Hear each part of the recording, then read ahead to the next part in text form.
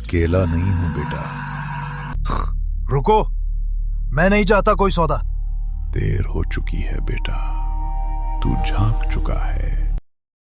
कहते हैं हर गांव में कुछ जगहें ऐसी होती हैं जहां रात को रुकने की मनाही होती है, और उस गांव की सीमा पर एक पुरानी झोंपड़ी थी जहां सिर्फ एक लैंटर्न जलती रहती थी।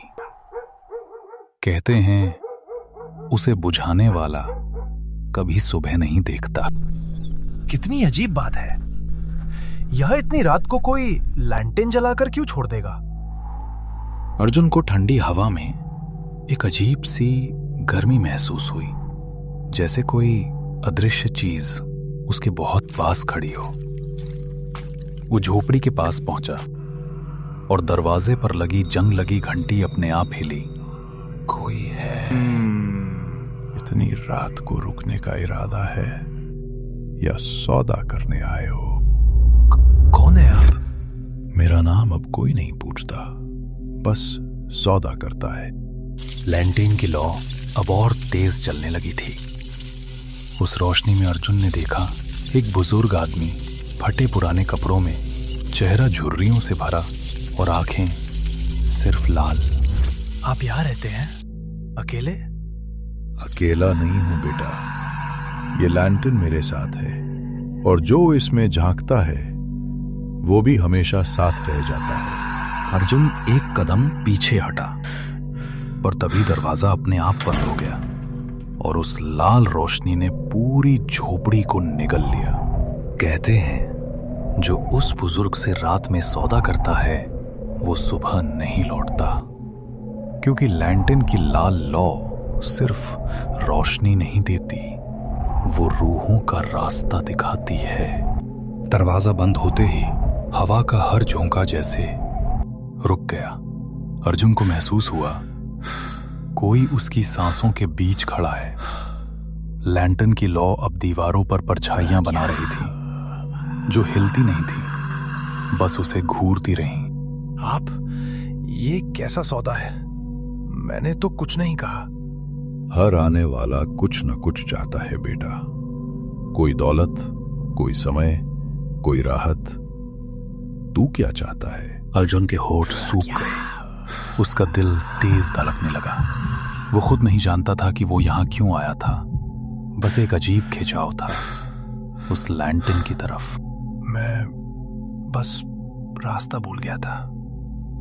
झूठ मत बोल, लैंटर्न किसी भटके हुए को नहीं बुलाती, वो उसी को बुलाती है जिसे रात चाहिए।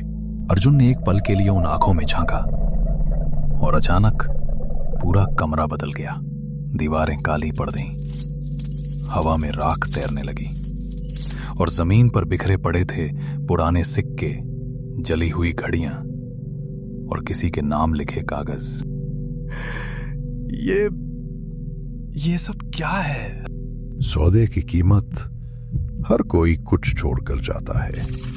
अर्जुन की परछाई अब दो हो चुकी थी, एक उसके साथ चल रही थी, दूसरी लैंटर्न के अंदर स्थिर, बिना हिले। रुको, मैं नहीं चाहता कोई सौदा। देर हो चुकी है बेटा, तू झांक चुका है। लैंटर्न की लौ एक बार फिर डोली और फिर शांत हो गई। जब हवा दोबारा चली, कमरे में कोई नहीं था, सिर्फ मेज पर लैंटर्न जल रही थी। कहते हैं उस झोपड़ी में हर रात कोई नई रूह जलती है, किसी नई लैंटर्न में, और जो वहां से गुजरता है उसे बस हवा में फुसफुसाहट सुनाई देती है। सौदा हो गया। रात और गहरी हो चुकी थी। झोपड़ी के बाहर सन्नाटा और अंदर सिर्फ लैंटर्न की धीमी आवाज। उस लौ में कुछ हलचल थी, जैसे कोई वहां फंसा हो लेकिन जाग रहा हो। अर्जुन अब कहीं दिखाई नहीं दे रहा था, बस उसका चेहरा लैंटर्न की रोशनी में जैसे सांस ले रहा था। आंखें बंद, होठ हल्के खुले, जैसे कुछ कहना चाहता हो। बचाओ!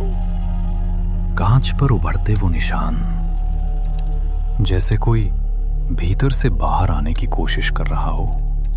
हर लो में एक कहानी है बेटा, और तू अब उसका हिस्सा बन गया है। बाहर बारिश शुरू हो गई थी। लैंटेन की रोशनी खिड़की से झरनों जैसी टपक रही थी, लेकिन हर बूंद में एक चेहरा झिलमिला रहा था। कभी अर्जुन का, कभी किसी और का।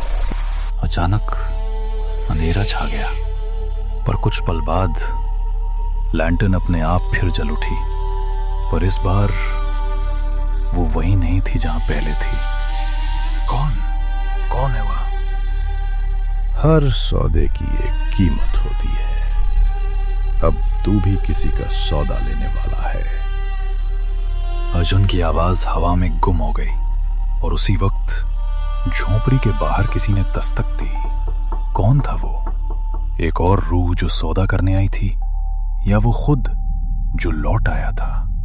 कहानी यही नहीं रुकती, क्योंकि कुछ लैंटर्नें सिर्फ रास्ता नहीं दिखाती, वो किसी को अंदर बुलाती हैं। बाहर बारिश रुक चुकी थी, पर झोपड़ी के अंदर अब भी बूंदों की आवाज गूंज रही थी। हर आवाज जैसे किसी के कदमों की तरह धीरे धीरे पास आती हुई। अर्जुन की परछाई अब उस लौ के भीतर स्थिर थी, पर उसकी आंखें हिल रही थीं, जैसे वो कुछ देख रहा हो, बाहर से नहीं, अंदर से। कोई है वहां बाहर? वो दूसरी लैंटर्न, जो कुछ देर पहले बुझी थी, अब खुद ही जल उठी, और उसमें किसी और की परछाई उभर आई। एक और चेहरा, एक और शिकार। हर लो में कोई न कोई जागता है, और हर जागी रूह किसी और को बुलाती है। लौ की चमक जैसे दोनों रूहों को एक साथ बांध रही थी। अर्जुन अब बोल नहीं पा रहा था, पर उसके होठों से धीमी फुसफुसाहट निकल रही थी, जो उसके नहीं, किसी और की थी। यहां मत आना। वो दूसरी रूह कौन थी? किसका सौदा पहले हो चुका था? कौन थी जिसने अर्जुन को अंदर खींचा था? हर दीवार पर एक चेहरा, हर चेहरे में एक आंख जलती हुई, और उन सबकी लौ एक ही लैंटर्न से जुड़ी हुई थी। लौ बुझेगी नहीं जब तक कोई नया नहीं आता। बाहर फिर से हल्की बारिश शुरू हुई।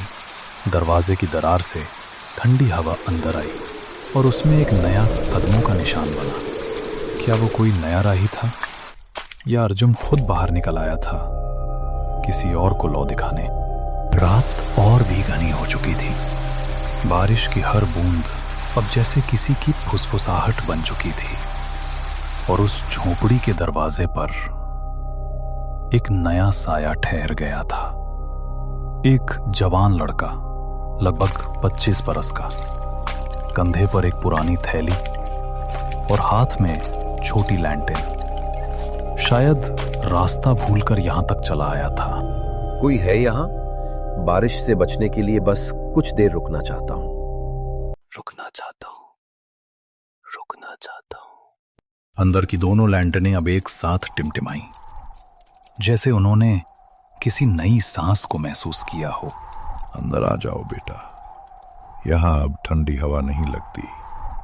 उसकी आवाज में एक अजीब सी शांति थी, जैसे कोई मौत भी अब आराम करना चाहती हो। आप कौन है? बुजुर्ग मुस्कुराया नहीं, बस उसने धीरे धीरे लैंटर्न की ओर इशारा किया। लौ के अंदर देखो, वहां जवाब मिलेगा। जैसे ही उसने लैंटर्न के भीतर झांका, लौ के अंदर से दो आंखें झिलमिलाईं, एक लाल और एक बुझी हुई। कौन है वहां? यहां मत झांक। दीवारों पर वही परछाइयां थीं जो अब तक किसी और की थीं। अब लौ ने नया चेहरा पा लिया है। नया चेहरा। लड़के की आंखों में अब नया चेहरा, वही चमक थी जो कभी अर्जुन की थी। और झोपड़ी के बाहर अब एक और लैंटर्न जल उठी थी।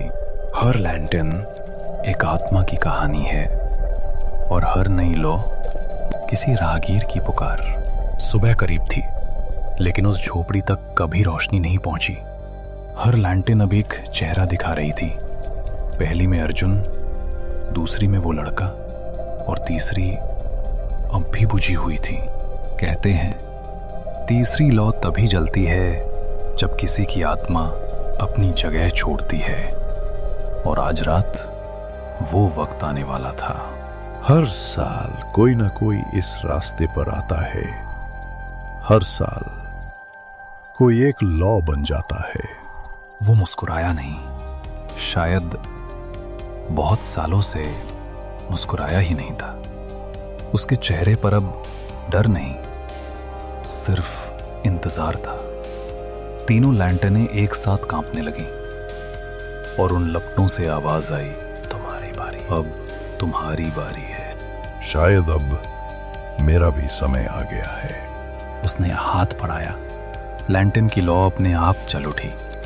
तीसरी लौ जलने के बाद झोपड़ी में कोई नहीं था, सिर्फ 3 लैंटर्नें और एक चौथी जगह जो अब खाली थी। अरे, ये झोपड़ी तो कल तक टूटी हुई थी, अब फिर जल रही है। लोग कहते हैं उस झोपड़ी में अब कोई नहीं रहता, पर हर रात 3 लैंटर्नें जलती हैं। 3 रोशनियां, 3 रूहें, और चौथी जिसे अपनी बारी का इंतजार है। अपनी बारी।